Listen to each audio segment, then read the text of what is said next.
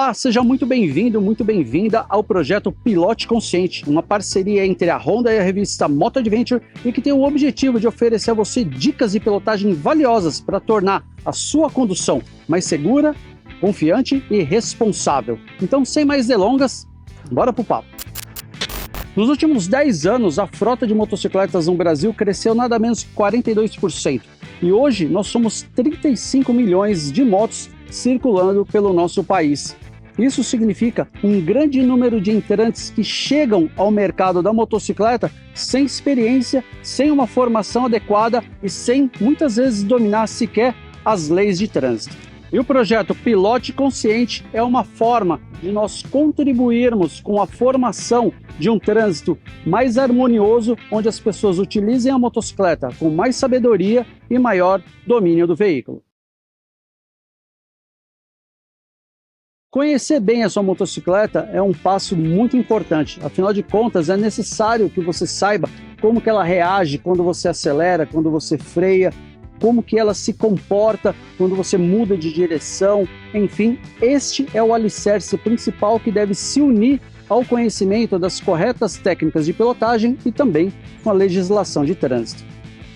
Muitos que chegam no mundo das duas rodas não conhecem algumas particularidades que só uma motocicleta tem. Uma delas é a folga do manete de embreagem. A outra é a folga que a corrente de transmissão precisa ter. Outra coisa muito importante que só uma motocicleta tem, e que não existe nos carros, é a necessidade de regulagem da pré-carga da mola quando a sua motocicleta for carregar carga. Os pneus desempenham um papel importantíssimo na sua motocicleta, afinal é deles que vai depender a aderência entre a sua moto e o piso.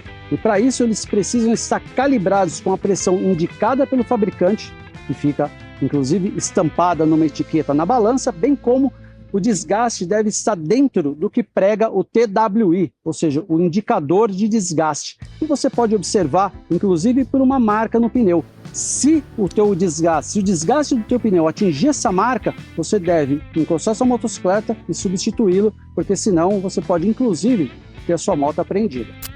São os freios que vão determinar se você vai efetuar uma frenagem capaz de parar antes de um obstáculo ou não. E para isso, eles precisam estar em excelente estado de conservação. Para isso, observe sempre o nível de desgaste das pastilhas e lonas, no caso de motocicletas que não tem freio a disco na traseira, e também a periodicidade da troca do fluido de freio. Afinal de contas, se este elemento não estiver em dia, não vai adiantar muita coisa.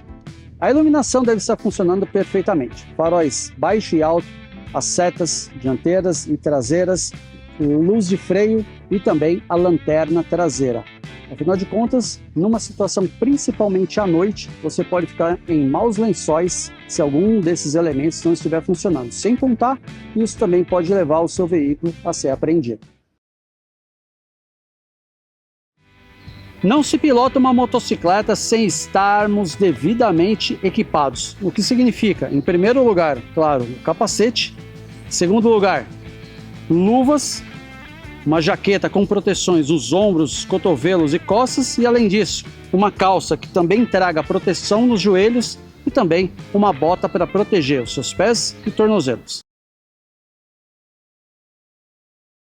Diferentemente dos carros onde você tem somente um pedal para comandar 4 rodas que freiam um veículo, na motocicleta você tem esses comandos independentes, sendo o freio dianteiro na sua mão direita e o freio traseiro no seu pé direito. A correta combinação entre esses dois sistemas é que vão garantir uma frenagem eficiente para a sua motocicleta. Então a primeira coisa, algo que deveria ser um ponto pacífico para 95% dos tipos de motocicleta. O que vai efetivamente parar a sua motocicleta no menor espaço possível é o freio dianteiro, uma vez que quando nós o acionamos com eficiência, a massa da motocicleta combinada entre o seu peso mais o seu peso serão deslocados para frente. E essa força de atrito sobre o pneu dianteiro é que vai contribuir para que se reduza ao máximo esse espaço. claro que quando você realiza esse exercício combinado com a ação no freio traseiro, a tendência é que essa distância diminua ainda mais. Agora, o que muita gente faz incorretamente é usar somente o freio traseiro, com receio de que, se acionar com força a alavanca, a motocicleta vai dar um RL. O freio que para a motocicleta é o dianteiro combinado com o freio traseiro. Só que, infelizmente, muitas pessoas trazem uma informação errônea vinda do CFC, vinda da motoscola, que é o acionamento somente do freio traseiro.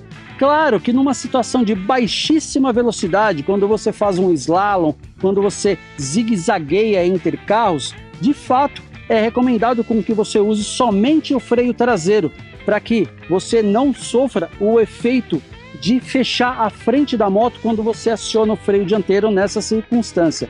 Entretanto, numa situação de maior velocidade, em que você precisa parar a motocicleta dentro do menor espaço possível, a combinação entre o freio dianteiro e o freio traseiro é a mais recomendada.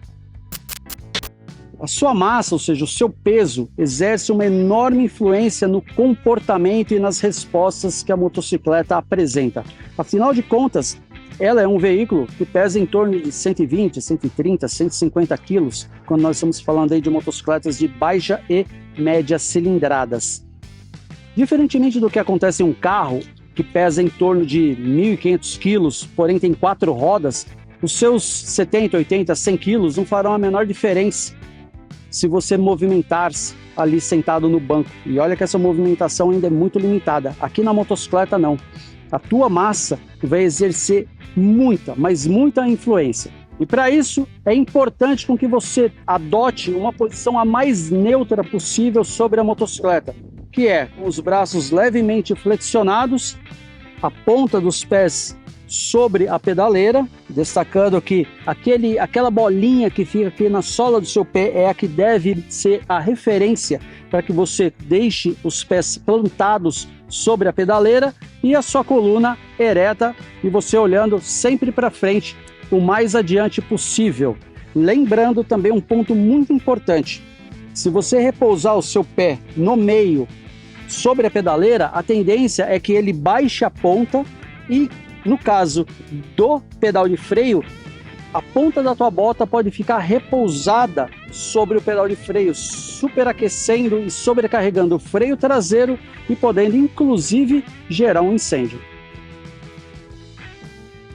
Curvas são um conceito que confunde muito motociclista, seja ele iniciante ou mesmo os mais experientes. Afinal de contas, dentro desse procedimento nós estamos falando de algo bastante importante que entra em ação nessa manobra, que é o tal do contra-esterço. É realizar um movimento contrário àquele que você deseja de fato fazer. Mas não se preocupa, você vai fazer isso daí de forma imperceptível quando você já estiver em maior velocidade. Agora, claro, em baixa velocidade, quando o efeito giroscópico ainda não é grande o suficiente para exercer, para atuar na motocicleta, aí sim, você vai ter de virar, apontar o guidão para onde você deseja ir. Mas quando você estiver numa velocidade superior a 35, 40 km por hora, que é quando o efeito ganha de fato a sua dimensão correta, a partir desse momento, então, você